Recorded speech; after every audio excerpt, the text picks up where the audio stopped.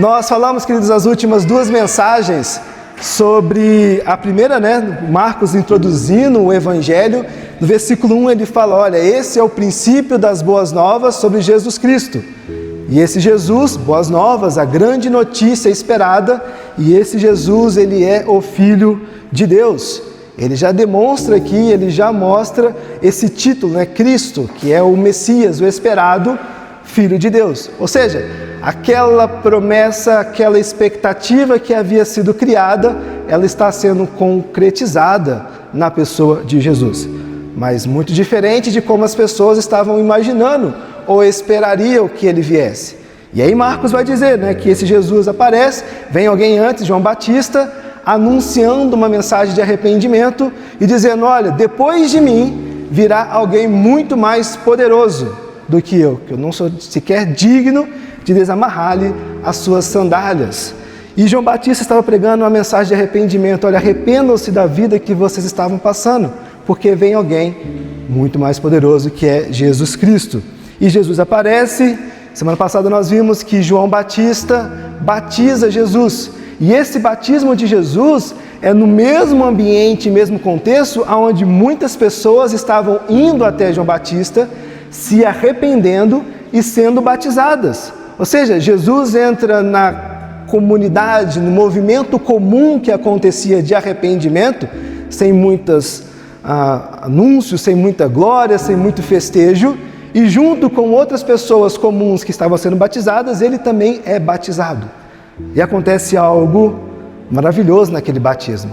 O céu se rasga, e é literal, rasgar. Não é está chovendo neblina, está cinza, e de repente fica azul o céu. Não, o céu se rasga.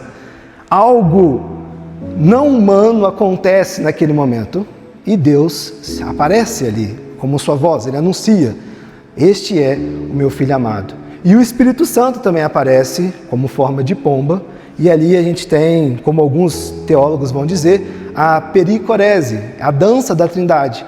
No primeiro movimento, onde nós temos os três seres da Trindade, Espírito, Pai e Jesus, homem, carne, manifestos. E naquele momento, naquele ambiente, o Espírito está sobre Jesus. E nós enfatizamos muito semana passada sobre esse batismo de Jesus e esse Filho que ele é anunciado sobre Jesus.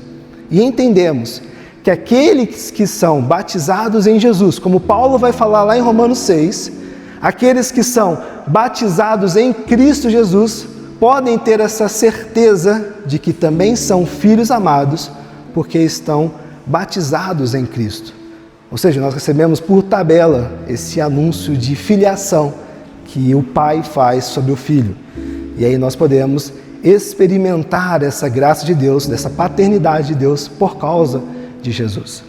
E Marcos, de forma bem econômica aqui, ele vai nos conduzir para o verso 12. E logo o Espírito, o mesmo Espírito que pairou sobre Jesus durante o batismo, este Espírito impele Jesus para o deserto, onde permaneceu 40 dias sendo tentado por Satanás e estava com as feras, mas os anjos o serviam. Queridos, é importante te mencionar aqui que Marcos não nos convida nesse momento, nesse texto, nesses dois versículos, a olhar para as nossas próprias lutas, para os nossos desertos, para as dificuldades que nós passamos. E nem também a aprender técnicas espirituais através do que Jesus passou no deserto, no seu momento ali, durante esses 40 dias. Ele nos chama, Marcos aqui nos chama a olhar atentamente para quem Jesus é. E de novo, a gente tem que olhar para trás. Um anúncio, tu és meu filho amado, que Deus havia feito sobre Jesus. E através disso entender o que está adiante de nós. Bom, esse texto aqui, ele não é um texto sobre dificuldades, mas ele é um texto de afirmação, queridos. Jesus é o Filho fiel, poderoso e o Filho verdadeiro. E é a partir dessa realidade que nós entendemos sobre quem é Jesus, que todo o restante do Evangelho que Marcos vai escrever, ele se desenrola e o nosso entendimento se torna mais claro. Versículo 12. Imediatamente, logo após toda aquela cena, o Espírito impele direciona Jesus para o deserto. Bom, Jesus ele não começa o seu ministério aqui com uma palavra pública, né? Um anúncio, uma fala, uma mensagem. Não é isso que nós observamos nos evangelhos. Não tem uma coisa atrelada a uma ação pública de Jesus de fazer algo para as pessoas. Pelo contrário, o que a gente está observando aqui é um Jesus que está entrando e cumprindo o que as Escrituras anunciavam, muito diferente de como era esperado que o Messias aparecesse, mas Jesus está aqui seguindo o rumo pelo qual o seu Pai havia determinado no Antigo Testamento sobre toda a forma como o Messias iria aparecer. E aí esse Messias, Jesus Cristo, ele é impelido, ele é levado para o deserto através do Espírito que estava sobre ele. Aqui, queridos, esse impelido, no original a palavra, o verbo usado aqui é um verbo de direção, é um verbo de condução. Ou seja, nada aqui nessa cena, nada do que aconteceu aqui é algo acidental. De repente vamos então enviar Jesus para o deserto. Não, de fato há uma direção clara, uma condução clara. O Espírito está conduzindo Jesus para o deserto. Não é acidental o que Jesus iria passar. Há uma condução de Deus para que aquele momento pudesse acontecer. Isso é importante, queridos, porque o Evangelho, como já dizemos, ele já começa quebrando essas nossas expectativas. Talvez, no entendimento de hoje, se nós fôssemos escrever, tirando a audácia dessa palavra, mas se fôssemos escrever essa história, nós colocaríamos Jesus ensinando, Jesus reunindo pessoas, Jesus mostrando os seus sinais e não levando Jesus para um deserto. Logo após uma declaração tão poderosa de que tu és o meu filho amado, cheio de poder, com o Espírito sobre si, talvez o mais humano, na nossa perspectiva, é imaginar que ele saísse de lá e começasse a fazer grandes coisas, mas não. A gente observa aqui o contrário. O Espírito leva Jesus para longe da plateia, para longe das multidões, para longe de pessoas que poderiam requerer algo sobre ele, para longe de reconhecimento, para um lugar que não tinha conforto, queridos. Percebam, o texto não diz que Jesus buscou o deserto. Agora que eu estou cheio do Espírito e Deus me disse que eu sou o Filho, eu vou buscar um confronto. Não, Jesus não buscou o deserto. Ele não...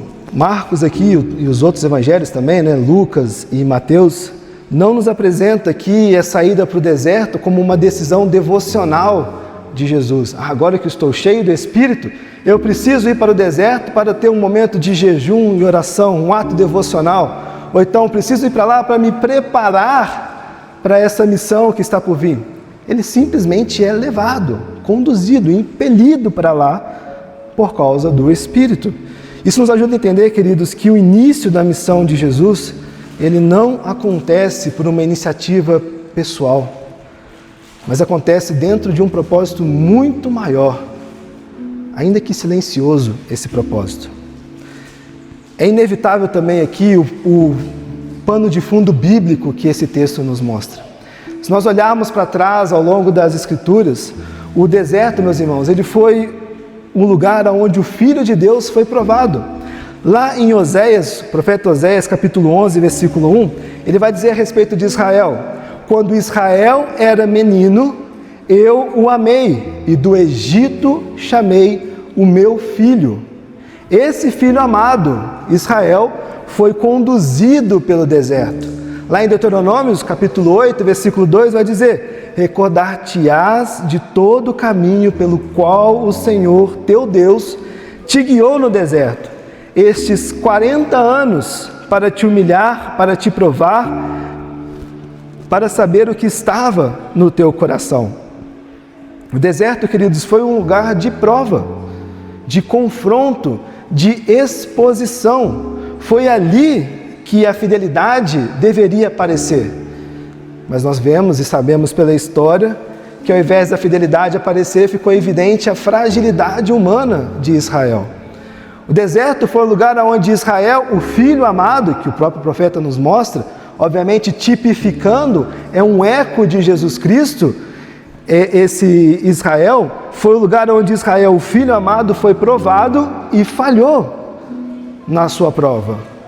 Mas quando Jesus, ele entra neste mesmo cenário, Jesus não repete a história que Israel se cometeu.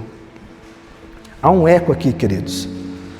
40 anos, 40 dias, deserto, filho amado, queda e vitória. O ponto aqui não é o ambiente em si do deserto, mas quem entra neste ambiente, quem passa por esse deserto. Jesus não entra no deserto, queridos, para aprender a ser um filho. Isso é importante a gente mencionar, porque essa perspectiva sobre o que Jesus aprenderá no deserto ou passará no deserto não é em virtude das suas ações, porque o anúncio já havia sido feito. O próprio Pai já havia dito: Tu és o meu filho amado. Ou seja, Jesus entra no deserto como filho amado de Deus. Não é ali que Jesus vai se tornar fiel ao seu Pai. É ali que a sua fidelidade ela começa a aparecer. De novo, longe dos olhos, longe da multidão, longe de qualquer validação humana, Jesus está sendo fiel pelo fato da sua identidade ser revelada. Tu és o meu filho amado. Por essa razão, nós podemos entender esse movimento que Jesus faz. E Marcos, meus irmãos, ele continua econômico aqui nas suas palavras. Se vocês olharem Mateus e Lucas, vai ver que é narrado de forma bem diferente essa tentação de Jesus, essa ida para o deserto. E Marcos é proposital na forma como ele escreve. Ele não descreve para nós um cenário, ele não descreve um simbolismo, não explica o simbolismo das coisas, sobre a tentação, sobre as feras, sobre os anjos, sobre Satanás. Ele não explica isso, não dá detalhes de tudo o que está acontecendo.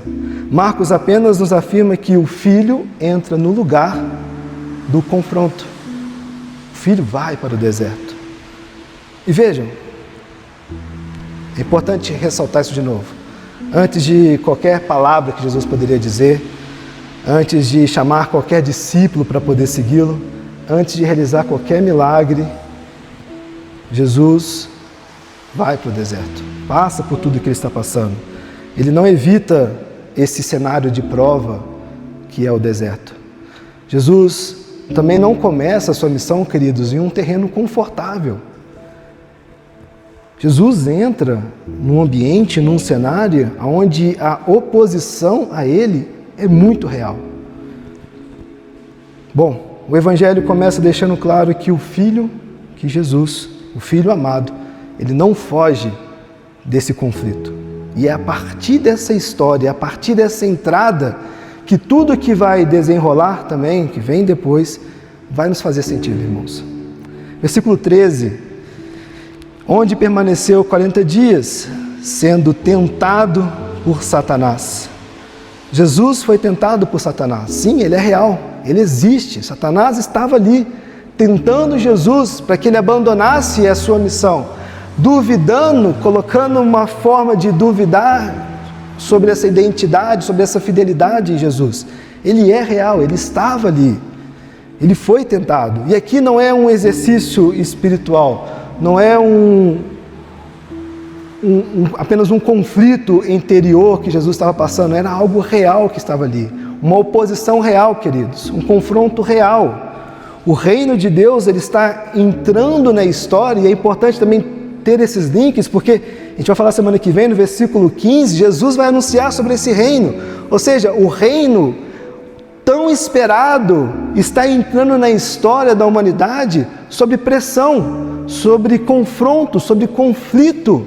E não é um conflito apenas humano, é conflito externo. Satanás, de fato, estava ali tentando minar esse reino tão esperado que iria iniciar. Mas percebam algo importante aqui. Marcos não vai nos contar como a tentação de Jesus aconteceu. Marcos também não está nos descrevendo o jejum. Se vocês olharem lá em Lucas e Mateus, vocês vão ver que Jesus jejuou durante esses 40 dias. Marcos também não está descrevendo que Jesus estava em oração durante esses 40 dias. E Marcos também não descreve esse diálogo de Jesus com Satanás. Será que é um desprezo por essas práticas? Será que Marcos ignora essas práticas? Não, muito pelo contrário, queridos. Acredito que o silêncio de Marcos, ele vai nos obrigar a olhar para um outro lugar aqui nesse episódio da tentação de Jesus. O foco do texto, se a gente puder dizer, ele não está nas ações de Jesus dentro do deserto, mas na identidade de Jesus. Jesus não resiste à tentação porque ele jejuou mais, porque ele orou melhor, ou porque ele aplicou talvez alguma técnica espiritual diferente. E por causa de todo esse cenário, Jesus resistiu mais às tentações ao deserto. O texto também não nos autoriza a dizer isso. Essas práticas, elas são importantes. A gente falou na escola dominical sobre o jejum. São práticas bíblicas e elas fazem parte da vida piedosa. Todo cristão deveria sim viver uma vida piedosa a partir do jejum, a partir da oração, a partir dessa consagração até Deus. Mas aqui, essas coisas, elas não são o fundamento pelo qual Jesus supera ou passa pelo deserto, mas elas são uma resposta do que ele havia ouvido antes, no batismo. Tu és meu filho amado. O que sustenta Jesus no deserto, queridos, é o fato de que ele sabe quem ele é. Não o que ele faz, mas quem ele é. E ele entra nesse confronto com Satanás, passa 40 dias no deserto como filho amado. E é a partir dessa identidade que tudo que Jesus vai fazer tem sentido. Jesus, ele não vai orar mais para se tornar um filho. Ele ora porque de fato ele é o Filho. Jesus não vai jejuar com força, com vitalidade, para conseguir uma aprovação do Pai. Ele faz isso porque ele já tem essa aprovação do Pai. Jesus não permanece fiel por conta das ações, ele permanece fiel porque ele já vive sobre essa relação de intimidade com o Pai. Por essa razão, ele é capacitado ou dotado, ou ele naturalmente vai orar, vai jejuar e vai superar os desafios que ele vai passar. Isso, queridos, muda completamente a nossa leitura sobre essa cena. Nós não estamos sendo convidados aqui a copiar o comportamento de Jesus. Por mais ideal que seja, devemos sim ser discípulos de Cristo. Devemos sim imitar os passos de Jesus. Devemos reproduzir aquilo que Jesus fez. Mas o foco aqui, o que Marcos está nos conduzindo, é muito mais profundo. É contemplar a base da fidelidade de Jesus, não as ações em si. A força de Jesus no deserto, ela não nasce de circunstâncias favoráveis, queridos, mas nasce de uma relação íntima que ele tem com seu Pai. E vejam, nossos desertos, eles são reais. Às vezes nós somos conduzidos aos nossos desertos por Deus mesmo. Ele nos move, nos direciona a passarmos por momentos áridos, tenebrosos, sombrios, para poder forjar e formar dentro de nós corações que vão de fato adorá-lo. Deus pode fazer isso. Há momentos que Ele nos leva a lugares de confronto, de silêncio, de prova, queridos. E não é porque Ele nos abandonou, mas porque Ele está trabalhando algo muito mais profundo do que um conforto imediato em nós. Outras vezes, nós precisamos ser honestos sobre isso, nós mesmos nos levamos a desertos, por escolhas erradas, por pecado, por uma autonomia que nós trazemos sobre nossas vidas, por não entender quem Jesus é de fato e o que significa viver debaixo do governo de Jesus. E aqui tem uma atenção para nós, irmãos. De que adianta nós sabermos que Jesus ele venceu no deserto se nós muitas vezes falhamos nos nossos próprios desertos? Eu creio que esse texto, ele nos guarda de dois enganos muito comuns aqui, e muito perigosos, diga de passagem.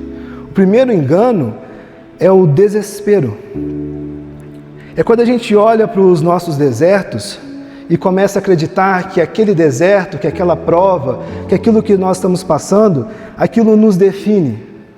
A vida aperta, a grana acaba, a doença chega, um silêncio se prolonga, uma raiva brota no coração, a luta ela não acaba, e pouco a pouco a gente passa a se enxergar a partir da dificuldade que nós estamos. E de repente nós estamos dizendo, eu sou isso, minha fé é isso, minha história é essa. E aquilo começa a trazer sobre nós uma identidade que não deveria trazer. O deserto, meus irmãos, deixa de ser um lugar por onde nós passamos e ele passa a ser a lente da qual nós começamos a interpretar tudo que acontece ao nosso redor. E isso cansa, isso pesa pra caramba, isso rouba a nossa esperança. Um segundo erro aqui, um segundo engano, é o orgulho espiritual. E esse é muito mais sutil do que o primeiro. É quando a gente escuta textos como esse, de deserto, de provação, de Jesus passando pelo deserto, olha para Israel, olha para as histórias bíblicas, e a gente pensa, se eu fizer como Jesus, eu vou vencer. E de fato vencerá, passaremos, porque ele é o modelo a ser copiado. O grande perigo é quando nós transformamos a fidelidade de Jesus em um método. O jejum, ele começa a virar uma técnica. Eu tenho que jejuar mais para poder passar pelas dificuldades. A oração, ela começa a virar uma ferramenta. Eu tenho que orar mais para poder passar pelas dificuldades. E a nossa disciplina, ela começa a virar uma garantia. Se eu estou orando mais, se eu estou jejuando mais, se eu estou fazendo tudo isso, eu tenho que passar. Jesus não passou? Percebam como copiar somente o ato começa a ser uma dependência por desempenho. E a gente acaba, queridos, não confiando mais em Cristo, e veladamente a gente acha que está confiando em Cristo, mas a gente acaba não confiando mais em Cristo e confia muito mais na nossa capacidade de imitá-lo. Percebam, queridos, como esses dois extremos parecem opostos entre si, mas eles nascem do mesmo lugar: olhar demais para nós mesmos. No desespero, nós olhamos para as nossas falhas. No orgulho, nós olhamos para as nossas forças. E em ambos os casos, o centro deixa de ser Jesus e passa a ser nós. Marcos não nos entrega esse texto, esses dois econômicos versículos, para que a gente se imersa com Cristo. Ele nos entrega esse texto para que a gente descanse, meus irmãos, o nosso olhar. Porque o ponto não é se você atravessa bem ou mal os seus desertos da vida. E eles são reais, a gente atravessa. Não é a sua performance pelo que você passa. O ponto é que Jesus atravessou o deserto por mim e por você. E isso muda tudo, irmãos. Porque quando eu entendo quem Jesus é, os meus desertos, as minhas dificuldades, as suas dificuldades, elas deixam de ser uma sentença, elas deixam de ser um palco de autopromoção espiritual e elas passam a ser um lugar onde nós aprendemos lentamente a depender de Cristo. Não a provar algo para Deus, mas a confiar naquele que já aprovou tudo no meu e no seu lugar. Queridos, os nossos desertos, eles continuam reais. Eu não diminuo de hipótese alguma que cada um de vocês e eu passamos. Alguns vêm porque Deus leva aqueles momentos com sua soberania. Nos conduz a lugares difíceis. Isso para poder formar o nosso coração. Outros é porque a gente realmente escolhe mal. Nós pecamos, nós ignoramos o governo de Cristo sobre áreas da nossa vida. Irmãos, a diferença não está na origem do deserto aqui, mas em como nós permanecemos nele. Se eu entro no deserto, pelas minhas dificuldades que eu vier a passar, achando que eu preciso copiar Jesus para dar certo em tudo que eu for fazer, eu vou me orgulhar das minhas ações. Porque neste momento, eu não estou mais seguindo Jesus, eu estou tentando substituí-lo nas minhas ações e decisões. Mas se eu entro no deserto, sabendo que Jesus já venceu, até a minha fraqueza, até a minha dificuldade, até a minha pobreza de espírito, até o fato de não saber orar ou como jejuar, encontra um lugar para descansar, irmãos. E é isso que Marcos está nos ensinando aqui. Não em como sair dos nossos desertos e dificuldades de formas mais rápidas ou como sofrer menos pelo que nós passamos, mas em quem confiar enquanto a vida pesa. Porque a nossa esperança, ela não está e não deveria estar na clareza que nós temos sobre nós mesmos, irmãos, mas na clareza que nós temos sobre quem Jesus Cristo é. Isso deveria ser a nossa esperança. E quando isso se assenta no nosso coração, algo muda, algo transforma, algo de diferente acontece. O deserto, ele vai continuar árido, pesado, seco, difícil, mas ele vai deixar de ser absoluto. A luta, ela vai continuar real, é verdadeira. Temos Satanás ao nosso redor, tentando de diversas formas nos tirar também. A luta continua real. Temos o nosso coração, muitas vezes, tentando nos tirar dessa certeza e convicção. A luta é real. Mas ela não define quem nós somos. A vida segue pesada. Humanamente falando, de fato é pesada. Mas agora ela deveria ser atravessada com leveza. Não porque nós somos fortes, irmãos, mas porque nós dependemos daquele que permaneceu fiel até o fim. Quando nós entendemos quem Jesus é, o Filho fiel que permaneceu onde ninguém permaneceu, olha para Israel, 40 anos, olha para nós mesmos, nossos desertos, as nossas práticas, elas ganham um lugar certo. Os nossos desertos, eles ganham sentido. E a nossa esperança, ela deixa de depender do meu e do seu desempenho, irmãos.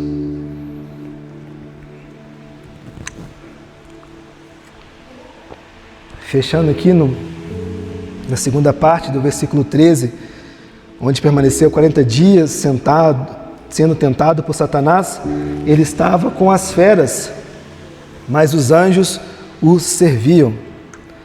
Marcos encerra essa cena, né, aqui com duas imagens muito curtas, né, quase que meio que abruptas essa imagem.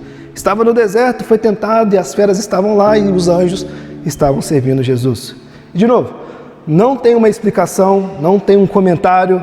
Marcos simplesmente afirma: Jesus estava com as feras reais, literais. O deserto não é um ambiente confortável, o deserto é um ambiente ruim, mau, seco, cheio de feras, cheio de coisas ruins. E tinha Satanás ainda, muito pior, mas os anjos estavam ali servindo Jesus. Essas feras, elas comunicam, né, como falamos, perigo, hostilidade, vulnerabilidade. Ele estava de fato num ambiente hostil. Ele não estava num retiro espiritual confortável. E muitas vezes a gente acaba associando isso, né? Ou achando os encontros com Deus como momentos importantes, são necessários. Mas não é o caso. Jesus não estava ali no ambiente espiritual confortável. Ele estava num lugar onde a sua vida humana, física, estava sendo ameaçada de fato. Poderia morrer? Poderia. Poderia ser picado por uma cobra? Poderia. A gente poderia imaginar N cenários, desfechos ruins de um deserto. As feras estavam ali e Satanás estava lá. Algo de muito ruim poderia acontecer. Mas aí Marcos vai dizer, e os anjos estavam servindo a Jesus. Percebam, o cuidado de Deus, ele não significa uma ausência de conflito. Deus pode muito bem cuidar de mim e de você, passando pelos desertos que nós passamos, pelas feras ao nosso lado, por Satanás ao nosso lado, por N situações ao nosso lado. E até momentos que a gente não consegue nem sequer enxergar, nós podemos passar, mas o cuidado dele está ali, com sua boa mão, com sua graça, com seus anjos, de uma forma ou outra cuidando. Não estou dizendo que a gente tem um anjo da guarda, não é isso. Mas nós temos a proteção e o cuidado de Deus sobre nossas vidas. A fidelidade de Deus, queridos, ela não se expressa aqui também em livrar o filho da prova, mas em estar presente durante aqueles momentos, enquanto Jesus permanece passando por aquele conflito. Isso é importante, meus irmãos, porque muitas vezes nós esperamos que Deus se manifeste de alguma forma, Deus se manifeste tirando a gente dos desertos que nós passamos, das provas que nós passamos, de uma maneira milagrosa. E muitas vezes nós oramos, e é uma oração justa até de fato. Olha para trás, Davi, quantas orações ele não fez, pedindo para Deus livrar pelo que ele passava. Mas muitas vezes a gente imagina e anseia que de uma forma maravilhosa Deus nos tire pelos momentos difíceis que nós passamos. Mas às vezes é necessário passar. E mesmo passando, nós podemos ter a certeza que Deus, com sua graça e fidelidade, Ele está nos cuidando. Não da forma como nós às vezes queremos ou imaginamos ou queremos ter as respostas. Mas a sua fidelidade, ela não some nos nossos desertos.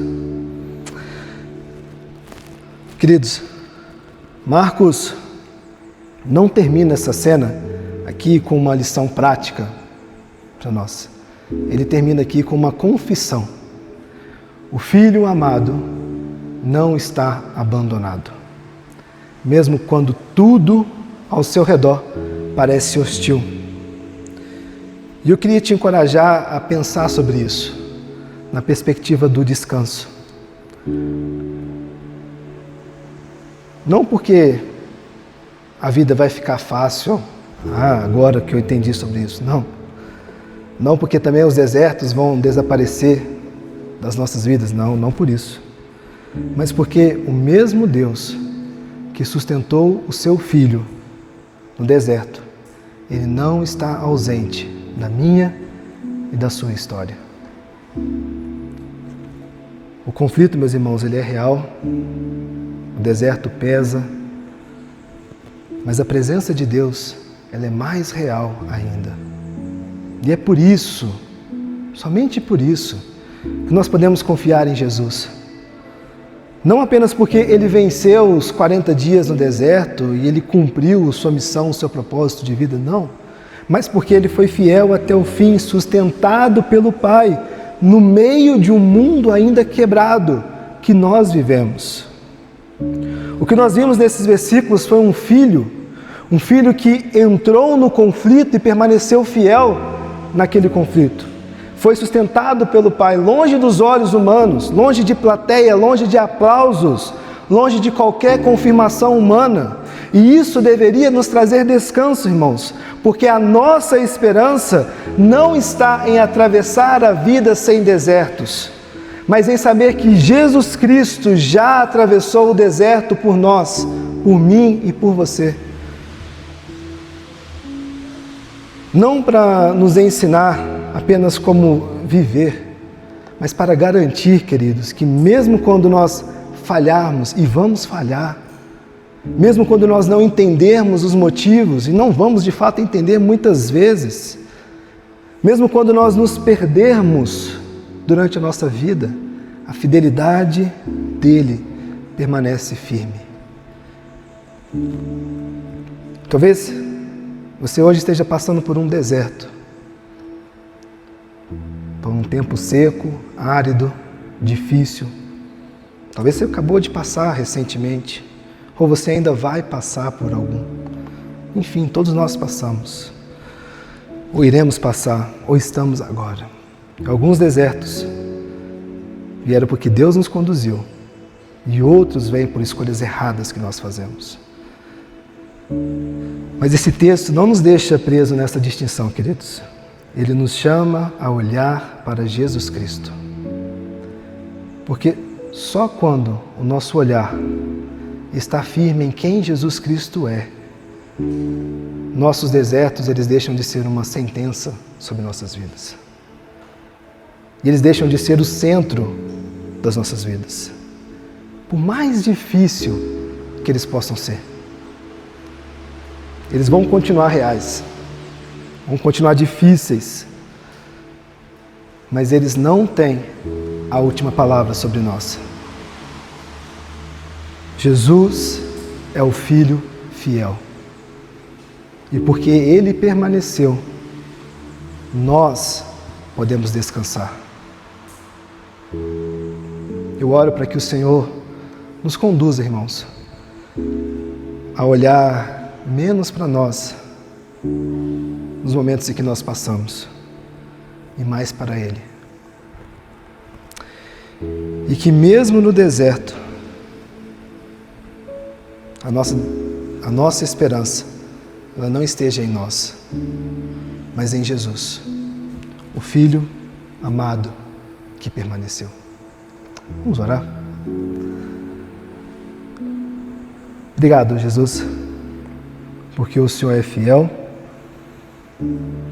o Senhor nos ensina, Deus, e ensinou com a sua vida como vivemos a nossa vida. E obrigado, Jesus, porque o Senhor passou pelo que passou por causa da sua fidelidade ao seu Pai. E eu te agradeço, Jesus, por isso, te agradeço porque não há nada em nossas mãos que possamos fazer, ó Deus, mérito algum em nós, a não ser confiar, ó Deus, plenamente em Ti. Confiar, ó Deus, com convicção, na certeza que nós temos do Seu sacrifício, da Sua morte, da esperança que o Senhor, ó Deus, nos dá. Obrigado, Pai, por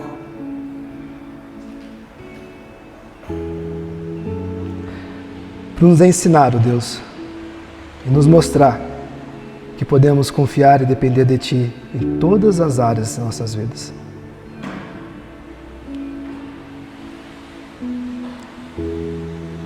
Te oro, Jesus, para que o Senhor traga descanso, esperança, alívio para aqueles que possam estar cansados esta manhã, pelos desertos que possam estar passando, ou por alguns que acabaram de passar, para que a cura do Senhor venha sobre seus corações, sobre sua mente, e que essa certeza, ó Deus, de que ao olharmos para Ti, nós encontramos o descanso, reverbere em cada coração, ó Deus. E nos perdoe, ó Pai, por muitas vezes duvidarmos dessa verdade, por confiarmos muito mais em nós do que em Ti, Jesus. Obrigado, Deus, por Sua palavra, que é fiel, que é atual e que nos traz verdades que nada e nem ninguém poderia trazer. Nós te agradecemos, Jesus, e oramos em Teu santo nome. Amém.